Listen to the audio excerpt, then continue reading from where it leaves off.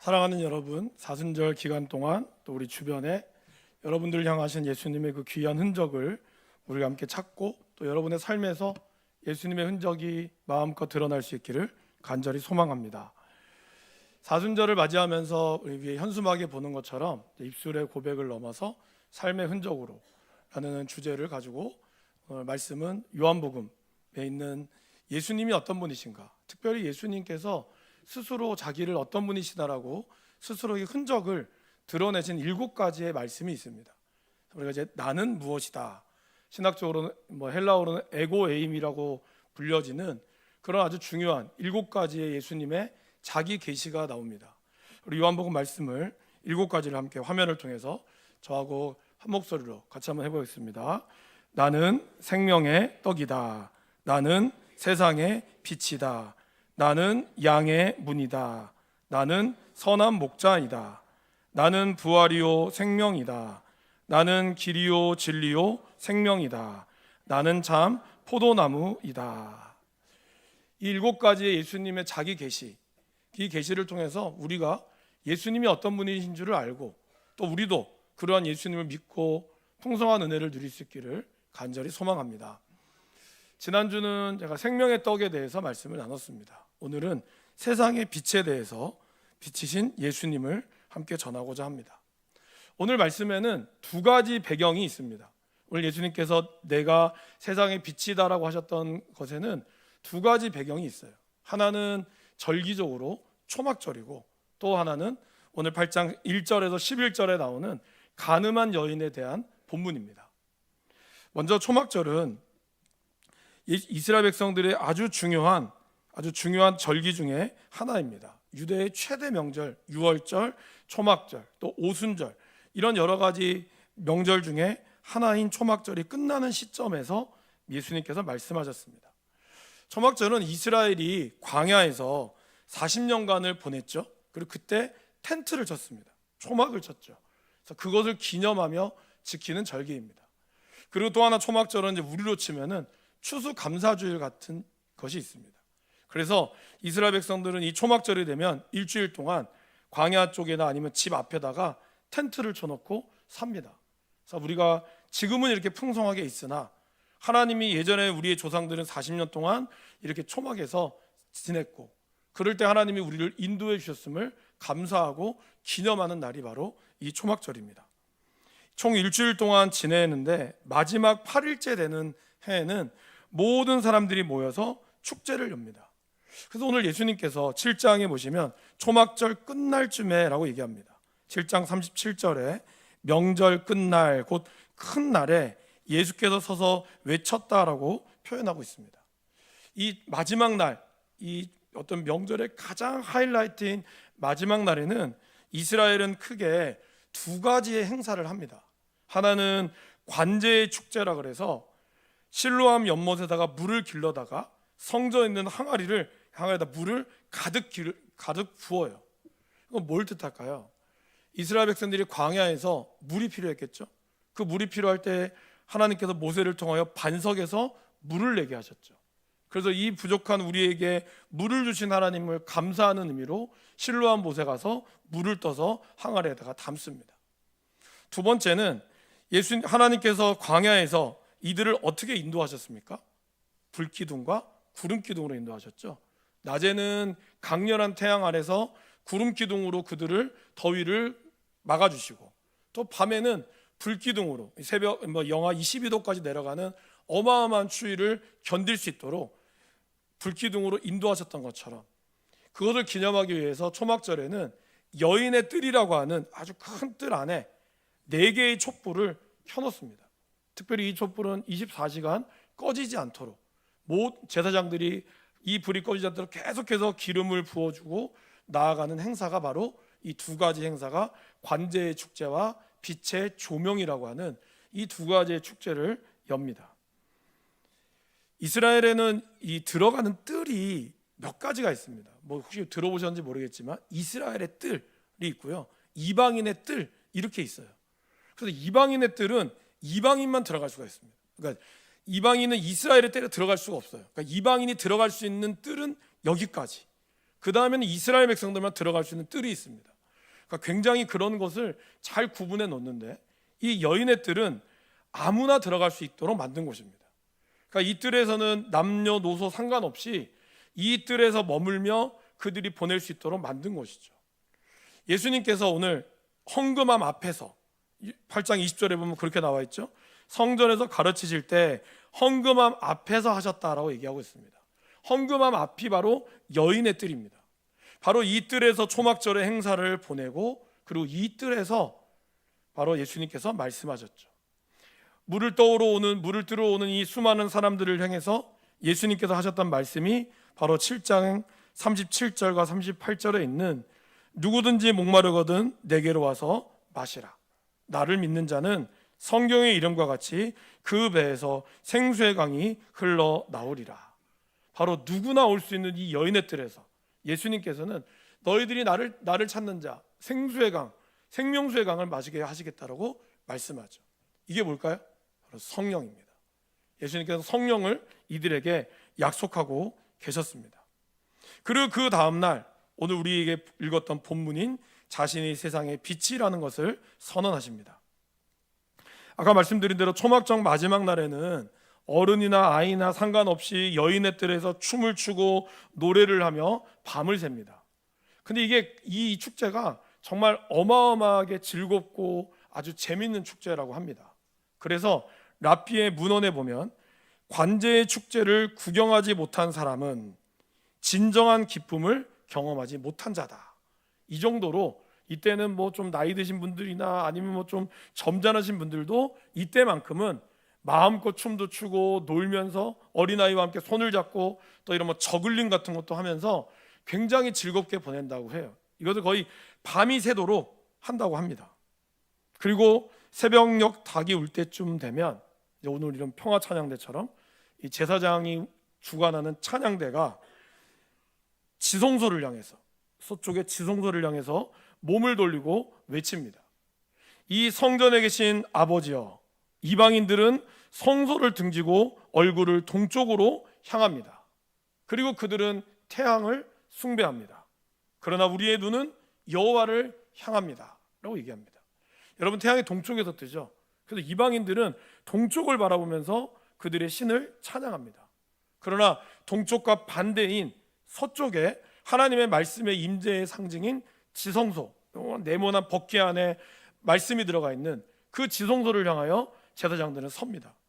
그러니까 이들은 태양을 등지고 태양을 만드신 하나님을 찬양하며 오늘 우리를 붙드시는 이 놀라운 하나님을 찬양합니다 라고 얘기하죠. 그리고 나서 하는 행사가 뭐냐 하면 이 랍비들이, 또 나이 드신 랍비들이 죄를 사해 주시는 하나님께 대한 찬양이 이어집니다. 화면을 보시면 랍비와 참여한 무리들 다 함께가 있는데요, 제가 랍비 역할을 감당해서 제가 먼저 선창하면 여러분들은 참여한 무리들을 감당해 주시고 다 함께 한번 해보도록 하겠습니다. 랍비들이, 이 성도들이 다 모이면 그 기쁨의 시간에 마지막 피날레를 이렇게 장식한다라고 합니다. 오 기쁨, 우리의 젊은이들, 헌신된 자들, 현인들이여, 우리 노인들에게 수치를 돌리지 마소서.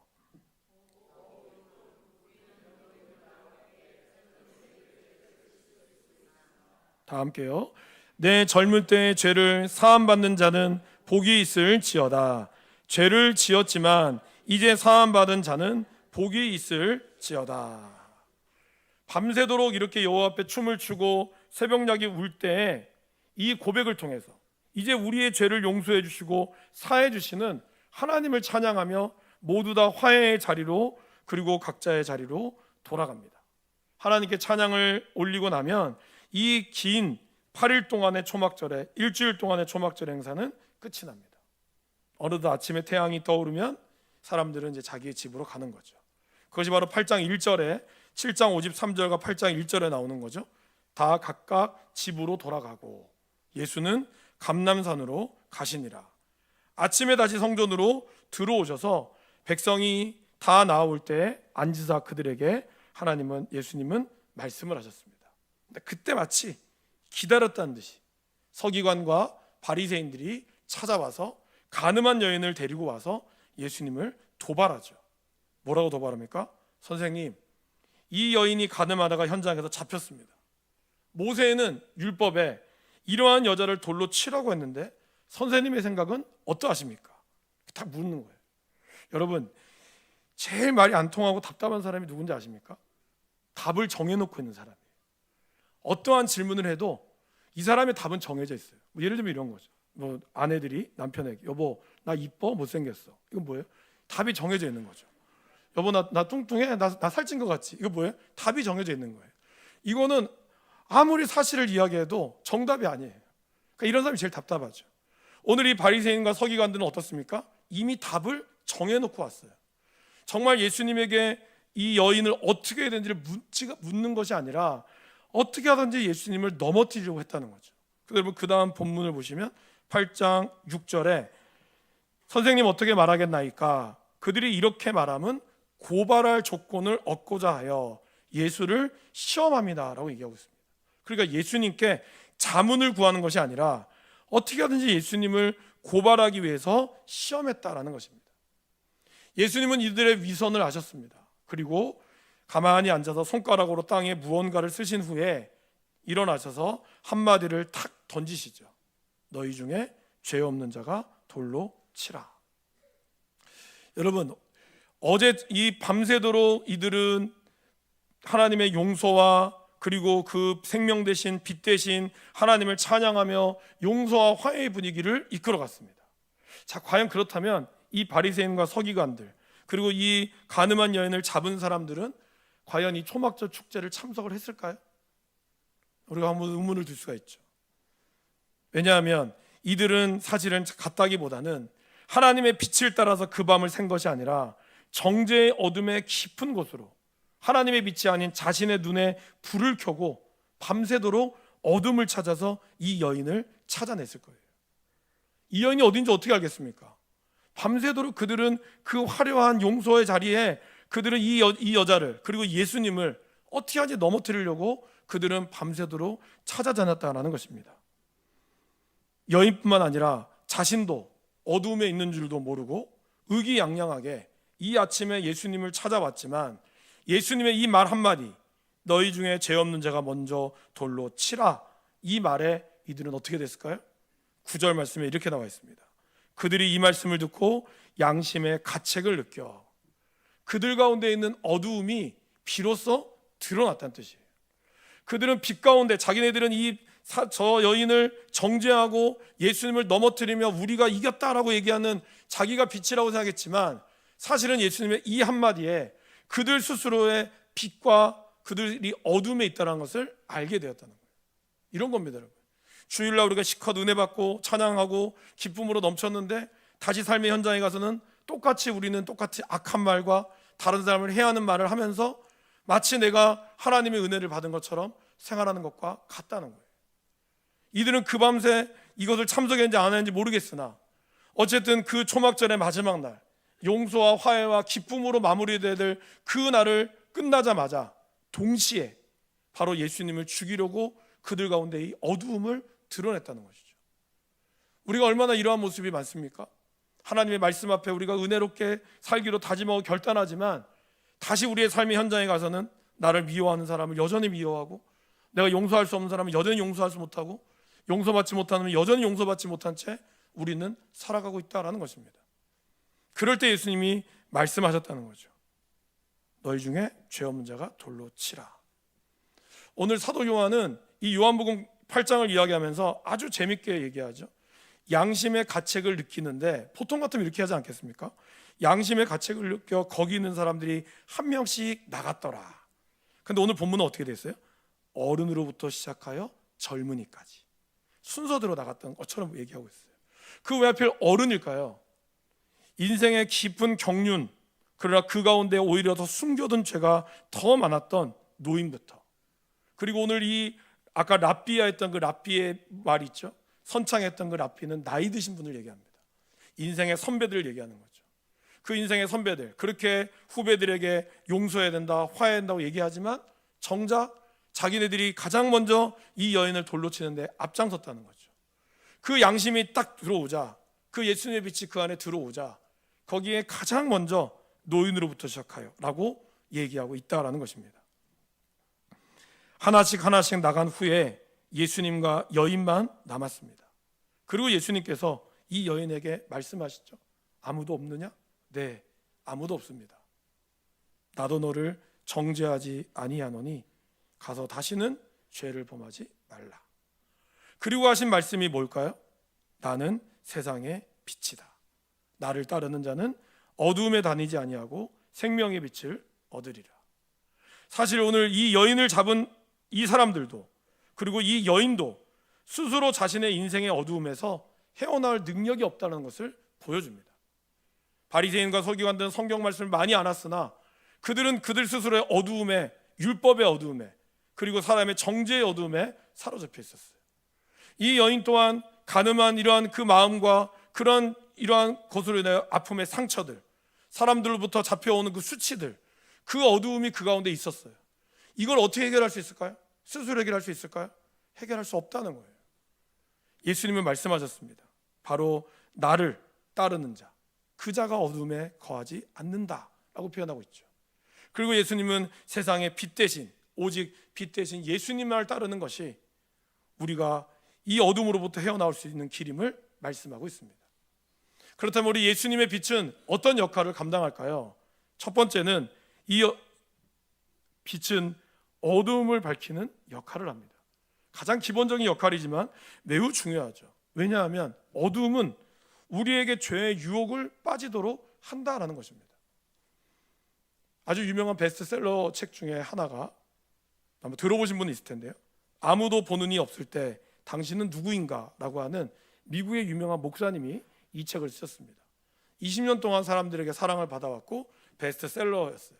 그 교회도 미국에서 아주 10번째 안에 드는, 5번째 안에 드는 아주 큰 교회였습니다. 이 책을 쓴 목사님은 2018년도에 자신의 비리와 자신의 윤리적 문제로 인하여 사임을 당했습니다. 도덕적으로, 성적으로 문제가 있었죠. 아무도 보는 이 없을 때 당신은 누구인가? 결국 자기도 아무도 보는 이 없을 때 하나님의 자녀가 아니었다는 것 스스로 안타깝게 드러내고 말았습니다. 바로 그가 범죄를 저질렀던 그곳은 사람이 찾지 않았던 바로 요트였어요. 배였어요. 여러분, 우리 모두가 자유로울 수 없다라는 겁니다. 여러분들이 교회를 다니는 걸 아무도 모를 때 여러분 어떨까요? 여행에 가서, 어디 해외 여행을 가서 여러분들 교회 다니는 거 모르고, 여러분들 가족끼리 가거나 아니면 아는 사람끼리 가서 교회라는 주일 예배를 거기서는 굳이 교회 오지 않으면 몰라도 이런 곳에서 우리는 과연 우리의 주일을 지킬까요? 거기서 우리는 하나님의 백성이라는 것을 여러분들 알고 생활하실까요? 우리도 모르게 그런 어두움에 들어가기를 우리는 원한다는 거예요. 그러기에 우리에는 빛이 필요하다는 겁니다. 그 죄를 저질렀던 그 공간, 그 어두움의 존재를 감추게 만들고 그로 인해 죄를 지을 수 있는 이 공간 앞에 예수님이 찾아오셨다는 거예요. 우리가 그 예수님을 만나야 한다는 거죠. 오늘 예수님이 여인에게 했던 말이 무엇입니까? 너 잘못 없어가 아니에요.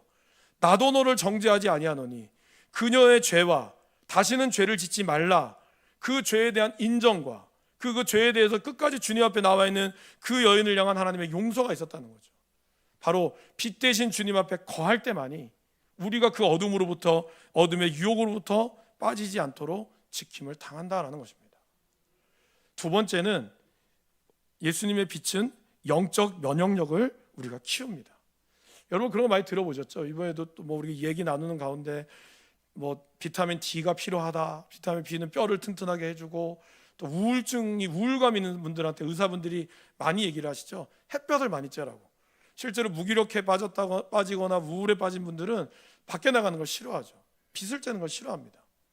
그러면서 여러 가지 많은 어려움들이 찾아오기에 햇빛을 우리가 오래 쬐면 우리 몸에 비타민 D가 합성된다라는 얘기를 많이 들어보셨을 겁니다. 오늘 저와 여러분들에게도 바로 그리스도의 빛은 영혼의 비타민이라는 거예요. 우리의 영혼을 살리고 우리의 면역을 키운다는 겁니다. 그리스도의 빛 가운데 거하지 않으면 그 빛을 쬐지 못하는 영혼은 면역력이 약해져서 자그마한 시험에도 금방 넘어지고 결국에는 절망의 늪에 빠지게 된다는 것이죠. 말씀의 빛, 그리스도의 그 빛이 우리를 온전히 비치도록 해야 한다는 것입니다. 그리고 그 빛은 우리를 세 번째로 생동감을 회복시켜 주신다는 거예요. 여러분, 말라기 보면 그런 말씀이 있죠. 여호와를 경외하는 너희에게는 치료하는 광선을 발하여서 외양간에 나온 송아지처럼 뛰리라. 하나님의 광선은 우리를 하여금 뛰게 만든다는 거예요. 우리의 심장을 뛰게 만들고 우리의 영혼을 뛰게 만들고 우리로 하여금 하나님의 말씀 앞에 뛰게 만든다는 거죠. 그 빛이 저와 여러분들을 계속해서 비추도록 나아가야 한다는 것입니다. 우리가 이 빛에 거하기를 간절히 바랍니다. 그 빛이 여러분들 살리고 여러분들 붙들 수 있음을 믿음으로 고백할 수 있기를 간절히 바랍니다. 그렇다면 예수님께서는 어떻게 이 빛 가운데 거하냐고 말씀하실까요? 12절 말씀을 같이 한번 읽어보겠습니다. 예수께서 또 말씀하여 이르시되 나는 세상의 빛이니 나를 따르는 자는 어두움에 다니지 아니하고 생명의 빛을 얻으리라. 뭐라 말씀하십니까? 나를 따르는 자. 지난주에 생명의 떡 기억나시죠? 내게 오는 자. 주님 앞에 그냥 물리적으로 오는 것뿐만 아니라 우리가 온 마음으로 주를 따를 때, 특별히 여기서 따른다라는 것은 현재형입니다. 그러니까 과거에 내가 따랐다는 게 중요한 게 아니에요. 앞으로 따를 거라는 게 중요한 게 아니에요. 오늘 내가 지금 따르냐는 거예요. 자, 너무 바빠서 좀 쉬면, 좀 여유가 있으면 따르겠습니다. 그게 아니에요. 나 예전에 잘 따랐는데요. 나 예전에 엄청 많이 따랐는데요. 그게 중요한 게 아니에요. 중요한 것은 오늘 내가 오늘이라고 하는 이 주어진 하나님의 선물 앞에 어떻게 내가 예수를 끝까지 따르며 지속적으로 나아가느냐가 중요하다라는 것입니다. 이번에 그 쇼트트랙을 여러분 혹시 보신 분 계시죠? 거기 보면 첫 번째 1등 하던 선수가 끝까지 1등 하는 경우가 거의 없었죠. 특별히 우리나라 같은 경우는 한 3등, 4등 하다가 끝까지 포기하지 않고, 그죠? 얼마나 힘들겠습니까? 그 스케이트 타는 게 좀 힘든 게 아니거든요. 그런데 끝까지 포기하지 않고 추월해서 우승을 한 거를 우리는 봤습니다. 근데 그 중에 이제 저 보진 못하고 이제 들었는데 그냥 하이라이트만 봤는데 예선전에서 4명인가 5명이 나갔다가 다 넘어진 거예요. 그래서 마지막에 있던 한 사람이 1등으로 들어왔더라고요. 그러니까 끝까지 어쨌든 이 사람도 포기하지 않고 잘 넘어왔으니까 끝까지 오는 거죠. 저와 여러분들이 이 믿음의 경주라고 하는 철로 역정이라고 하는 이 거리를 우리가 때때로는 힘들고 넘어지고 지쳐도 끝까지 그 길을 걸어가는 자. 특별히 성경은 예수를 따른다라는 표현을 쓸 때 영어로는 러닝이라는 단어를 쓰지 않습니다. 달린다는 말을 쓰지 않아요. 걷는다는 표현을 써요. 그 말은 뭘까요? 빨리 뛸 필요 없다는 거예요. 걸으면 된다는 거예요. 그 방향을 향해서 속도가 다 다르잖아요. 저의 속도와 여러분의 속도와 성도들의 속도가 다 다릅니다. 중요한 것은 그 방향이 우리에게 분명하면, 방향이 좀 분명하면 걸어도 된다는 겁니다. 그 말을 얘기하는 거예요. 결승점을 향하여 끝까지 완주하듯이 지속적으로 따르는 것, 그것이 바로 우리가 예수님을 따를 때 주님은 우리에게 어두움에 다니지 않는다라고 얘기합니다. 내 스스로 어두움에 안 가겠습니다가 아니에요, 여러분. 우리 안에 있는 예수님의 빛을 따라 갈 때에 우리가 어두움을 경험하지 않게 된다라는 것입니다. 아까 우리 장로님도 기도해 주셨지만 오늘은 1919년 3월 1일이 일어난 지 107년이 되었습니다. 이날을 기점으로 해서 식민지 지배에 항거하여 일어난 우리나라 최대 규모의 비폭력 항일 운동이 바로 3.1 운동이죠. 천도교와 기독교, 불교계로 구성된 33명의 민족 대표들이 서울에 있는 태화관, 종로 쪽에 있는 걸로 알고 있는데요. 지금은 12층 규모의 태화 기독교 사회 복지관에 모여서 독립선언서를 작성했습니다. 여러분, 그 중에 33인 중에 원래 17명, 나중에 한 명이 줄었지만요, 16명이 크리스찬이라는 얘기는 들어보셨죠? 그 당시 기독교 인구가 1.3%밖에 안 됐어요, 인구에. 그런데 이렇게 민족 33인 중에 이만한 영향을 미칠 수 있었던 이유는 뭘까요? 바로 1911년도에 일어났던 평양의 장대현 교회의 부흥, 엄청난 회개의 역사와 그 안에서 그들이 온갖 주색 잡기와 그리고 도박, 술 이런 것으로 중독되어 있던 이 한국 사회가 성령이 그들 가운데 임하자 평양 시내가 발칵 뒤집어졌고, 그로 인하여 그 모든 것들을 내려놓고 빛 대신 주님을 따르기로 결단한 그 사람들이 곳곳에 복음을 전하기 시작했고, 그리고 그 빛을 따르는 사람들이 이 33인에 모여 있었다라는 것입니다. 바로 예수님이 진리와 생명의 빛이라는 사실을 그들은 믿었다는 것입니다. 독립선언서에 보면 아침 새벽의 빛이라는 표현을 쓰고 있어요. 특별히 이 초안을 작성하신 남강 이승훈 선생님은 함께했던 개신교 지도자들과 함께 이 일이 단순히 우리나라의 독립이 아니라 하나님이 인간에게 이 어두움에 침묵하지 않고 우리에게 주시는 자유를 회복하는 길이라고 보았습니다. 그래서 그들은 빛 대신 예수님의 말씀을 쫓아서 갔고 그 길을 따라서 어둠을 몰아내실 하나님을 믿고 그것이 3.1운동에 잘 나타났다라는 것입니다. 하지만 안타깝게도 그 빛을 끝까지 따르지 못한 이도 있었습니다. 33명 중에 3명이 나중에 친일파로 돌아갔죠. 그 중에 2명이 기독교인이었습니다. 사진 한번 보여줄까요? 여러분 청주에 가시면은 청주에 우암산이라는 곳이 있습니다. 수암골에 거기 밑에서 서문우동에서 우동을 한 그릇 드시고 그걸 올라가시면 우암산이 있어요. 저기 보면은 이 충청도 지역에 5분의 독립운동을 하신 분이 있어요. 안타깝게도 부산은 한 분도 없더라고요. 근데 이게 없는 이유가 그 당시엔 지금처럼 네트워크가 발전되지 않아서 거의 이북과 평양 위주로 이루어졌다고 합니다. 대신에 여러분도 아다시피 이 부산에도 일산 여학생들의 항일운동과 대부분 여자분들이 이 항일운동을 부산은 굉장히 많이 주최를 하셨더라고요. 자, 그래서 저 3.1운동에 저 5분의 얼굴이 있는데 여러분들 보시기에 오른쪽 저기 화면을 좀 비춰봐 주겠습니까? 저기 횃불이 있습니다. 왜 저기는 횃불이 있을까요? 원래 저기에 서 있던 사람은 정춘수라고 하는 감리교 목사입니다. 처음에 전도사였죠. 처음에는 이 민족운동에 동참했다가 나중에 친일파로 변절을 하게 됐습니다.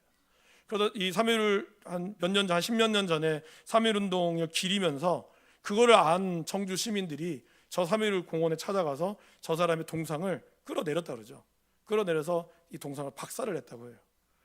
저게 뭘 세울까 고민을 하다가 비록 사람은 아니지만 무명의 수많은 독립투사들이 있었기에 그분들을 기리자라는 표현으로 저 횃불을 만들었습니다. 혹시 나중에 뭐 청주 갈 일 있으면 한번 보시면 좋습니다. 여러분 제가 이 말씀을 드리는 이유는 안타깝게도 이렇게 빛을 따라갔던 사람들이 있었으나 끝까지 따라가지 못한다는 거예요. 그만큼 예수를 믿는다는 것이 결코 쉬운 일이 아니다라는 겁니다. 그렇지만 그 빛을 걸어가는 그 모습이 저와 여러분들을 생명으로 이끌어간다는 것을 기억해야 합니다. 사랑하는 여러분, 작은 수였지만 기독교의 영역은 강력했습니다. 왜냐하면 그들의 삶이 빛의 삶이었기 때문이에요. 그래서 예전에는 정말 몇 년 전만 해도 교회 다니는 사람 하면 이꼴 믿을 수 있는 사람이었어요. 저 사람 교회 다닌다 하면 그래? 그럼 믿을 수 있어요. 나는 교회를 안 가도 아이들은 교회를 보냈어요. 왜? 믿을 수 있거든요. 지금은 어떨까요?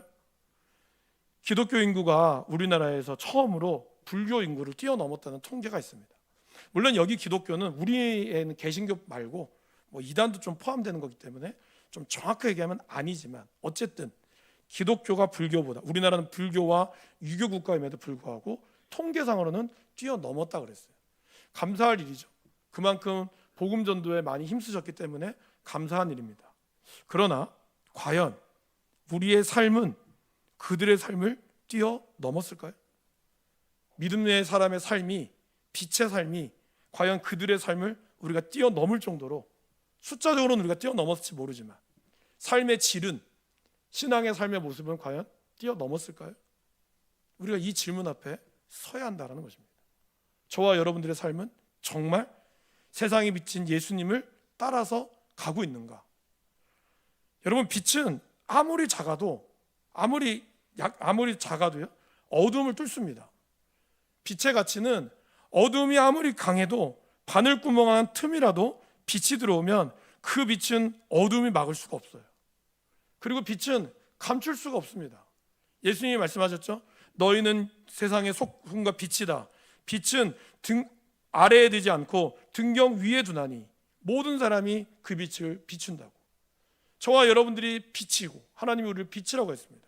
그리고 세상에 비치신 예수님을 따라오라고 했습니다. 그 말은 뭘까요? 저와 여러분들을 통해서 하나님을 보게 만들어야 한다라는 것입니다.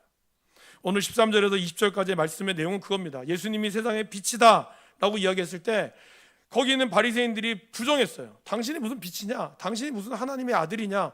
증거를 대봐라. 증인이 없지 않느냐? 왜? 예수님은 나사렛 출신이라는 걸 알았거든요. 출신도 미천하고 가난한 목수의 아들이고 외모로 볼 때는 예수님은 하나도 볼품 없었어요.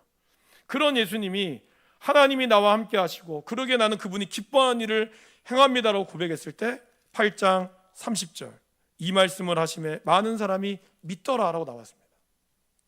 하나님이 기뻐하신 일을 하는 자에게 사람들은 믿는다는 거예요. 오늘 저와 여러분들이 하나님을 믿으십시오, 그 안에 생명이 있습니다 라고 얘기할 때 그러면 그 생명이 뭡니까? 보여주세요라고 묻지 않겠어요? 그 여러분 어떻게 하시겠어요? 이 성경책에 다 나와 있어요 이렇게 얘기하실 거예요?